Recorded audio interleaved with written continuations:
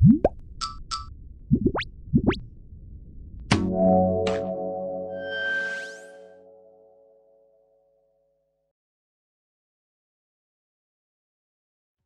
time last year, E3 2015, we were talking about, for the first time, Battlezone on PlayStation VR.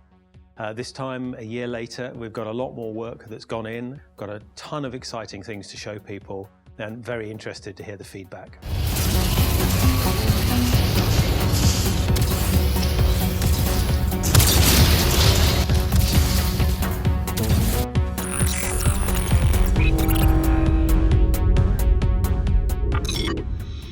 So the look of the game has evolved a lot since a lot of people last saw it.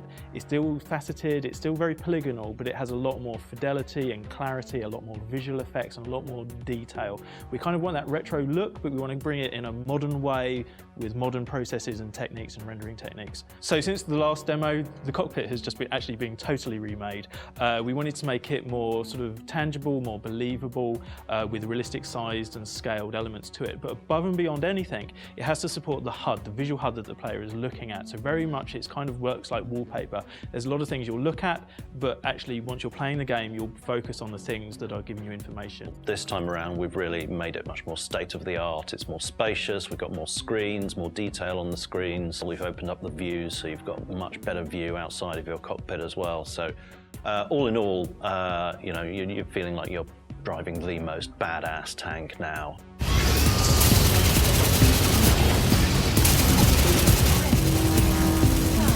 So yeah, actually one of the things that we did kind of improve that I thought it was critical from feedback from the first to the second demo was actually adding the controller being rendered in the game, which is something that we got feedback from people who use VR, but they haven't really played games previously that much. They couldn't really see the buttons in the controller and they didn't understand which ones was doing what kind of missions. So rendering the controller on the screen, being able to see it as you are in the VR headset and allowing the player to know which buttons perform what functions were really important. I think it actually looks really cool as well in the game. I think one of the new kind of enemies that we added to the second demo that made a big difference was the hopper, which is this kind of flying, nimble kind of enemy. Interesting for the people who are 2000 AD fans, the hoppers are derived from a design in Rogue Trooper. The Rogue Trooper series, and that's why we call them hoppers, because they're sort of taken out of that comic book series. So the hoppers are there to require the player to switch their attention between things which are literally flying over their head, attacking them from above, as well as to the side. The natural way that you glance from side to side, quickly assess where the threats are, and then focus on the most important. That's one of the ways in which Battlezone is exploiting what VR can do in gameplay terms. The two main weapons that we offer to the player are essentially the same, although the machine gun is more sophisticated now in that it's using actual ballistics for its missiles, whereas previously it was just using line-of-sight impact effects. So it's a lot more satisfying and fun and physical to use. But probably the most obvious big change or the new thing we've added is the EMP weapon, which at the end of the demo you have to use it to obliterate everything in the environment and bring it crashing to the ground.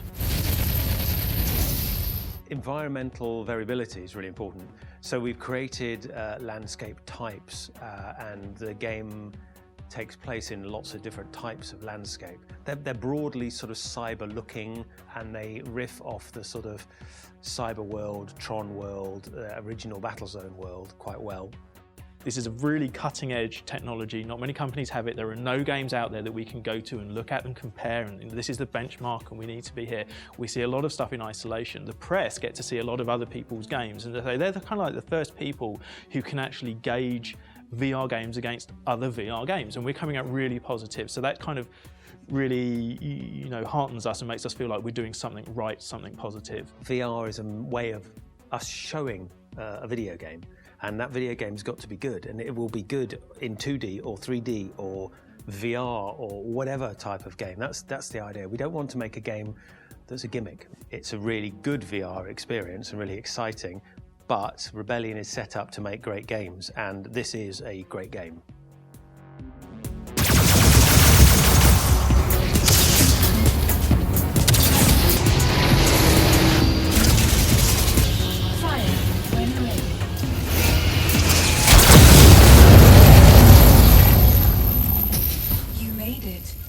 Well done.